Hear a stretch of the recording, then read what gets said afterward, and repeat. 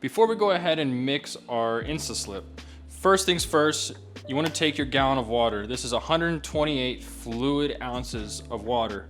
Deionized water, distilled water, reversed osmosis water, it all works. We're gonna go ahead and pour this in. The reason why you want the water first versus your soap, it's because when you pour the soap in first, it hits the aluminum of the tank and it's harder to shake it and mix up the solution. After we've poured our water in, we're now gonna take our InstaSlip.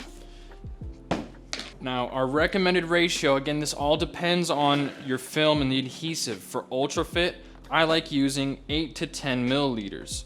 So we're gonna pull out 10 mLs per gallon. We only put 1 gallon of distilled water in here.